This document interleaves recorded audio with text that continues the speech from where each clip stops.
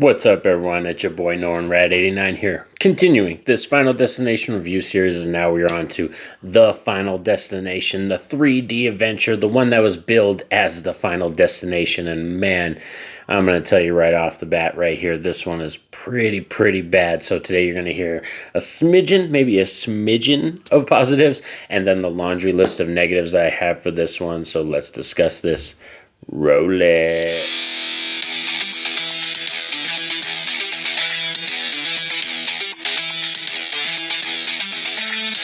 So The Final Destination came out in 2009. This one follows Nick O'Brien, who is our main character, who is taking his girlfriend and his friends. They're all going to a NASCAR show at a race event.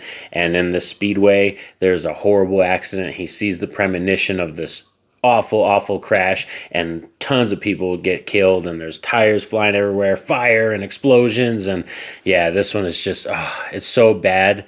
One key thing is, like, we're just going to kind of talk about negatives right away just to get them out of the way, and then we'll get to positives, is that this is so CGI heavy, and this is a very gimmicky heavy film because this was a 3D one when this got released. So a lot of the kills, they're all computer generated, like I said, and they're all designed to be three-dimensional. Whereas for me, when it comes to like Friday the 13th Part 3 in 3D or Piranha 3D, there's films that, to me, they use it well. And I think those films actually do the gimmick a service. You know what I mean? It helps the film. This is not one of those movies at all. Another thing I gotta say about this film is that the cast, I just don't care about them. I wouldn't say necessarily they're bad actors. I just don't care about them. They're characters that when they die, I can give a shit less. Like I said, that's just how I feel about them. So when Nick and Janet and Lori and all of them are in trouble, I'm surprised I even know their names, but like when they're all in trouble, I feel no fear. I really don't care, and I'm more interested in seeing the kills. And because this one is so CGI heavy, it's just, they're not as interesting. You know what I mean? Final Destination 3 still had some practical. They definitely leaned more into the CGI stuff, but there was still some practical stuff, and there was key characters that I enjoyed and loved in Final Destination 3. Whereas the Final Destination, this film, I just don't find any investment in any of these characters, and that's a huge problem, because just when they start getting picked off, if it's kills that I don't like or they're not interesting, and like I don't care about them, there's not really any reason to return to this film. And as far as I can tell, my only little small Easter egg that I discovered while watching this one is that Carter, I believe, the guy Carter, who ends up getting set on fire by the tow truck when it's dragging him across the street, he's actually drinking a beer, which is the beer company that is on the highway crash sequence in Final Destination 2, that our character sees the premonition, and she sees like a drink responsibly truck drive right past her. That beer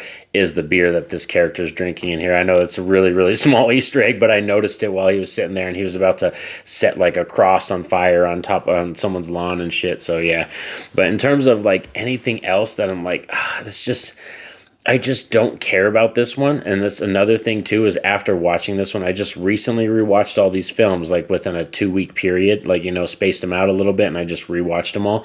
And this one just, I forgot about the ending literally within 2 days. Like, I remembered a good portion of the film, and I've seen this film, I want to say like 5 times now, but I literally within 2 days forgot the ending because I could care less. So let's talk about a smidgen of positives. And for me, there is a couple kills. I like the ones with the water one. We have a kill that is about to happen with a pool, and then a kill that's about to happen in a car wash. And it's really cool that we have this duality between these two kills that are happening possibly at the same time. Our characters have to split up to go help the characters. That sequence is easily the best sequence in this film. Like, that's the most potent sequence. It's entertaining, it's energetic, and like it gets you on the edge of your seat because, like I said, your teammates, your protagonists are splitting up to help 2 other characters that are possibly going to die. And I think that was just a really cool thing and something very interesting that we hadn't seen in any of the previous films.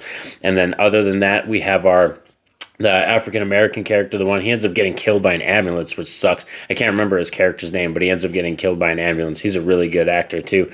I think he's good in this film. Like, he's good and probably my best favorite character in the movie. So to see him get taken out the way he does, I was just like, come on, really? Like, what the are we doing here? So yeah, The Final Destination leaves you with a lot to be desired. Like I said, this is to me the one that like I would easily just pluck out of the franchise, or even when people are binging the franchise and going through it, I would be like, you could skip this one. This one really doesn't offer you anything. And that's what sucks is, like I said, the Final Destination franchise was firing on all cylinders. We had 3 great films, and then we hit this film and we hit a real low point. I even remember when this film came out in theaters and just how many people just lambasted it and bashed it and everything. I think this film still actually earned its money back and everything, but oh man, it was such a terrible idea to bring back the 3D gimmick and just have these characters and just the way it was. And then now we're going to get into the next Final Destination film, Final Destination 5, which is going to be coming soon, that review. So make sure you have that notification bell poked so you're notified anytime I drop a video. But also, please let me know down below in the comment section what are your thoughts on the Final Destination, because these are just my opinions. You know, there could be some people out there that have more fun with this one because they treat it more like a comedy. Like for me, how I would have more fun with this is if I just treated this one like a scary movie spoof. Like this is like a spoof of a Final Destination film, and that's how I would have more fun with this one. Is like, that's not part of the franchise. It's like the Wayans brothers or some other comedy group came in and they wanted to make a Final Destination film, and then they put it out there. Like that's my kind of feeling on how this film plays out. And in terms of a Radd rating for the Final Destination, this film's going to get a 5 out of 10. Like I said, this is bare bones, just minuscule entertainment. Like I said, I really have no desire to return to this one. And in terms of the franchise, when I binge it, I would easily tell people like, oh, you can skip this one. It does not really offer you that much, and it's not going to hurt you if you miss this one.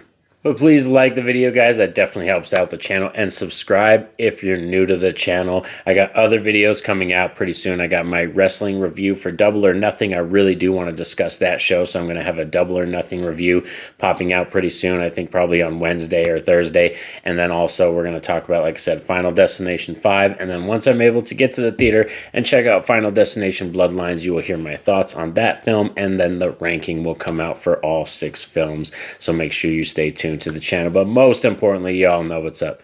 Have a safe and happy day. Peace out.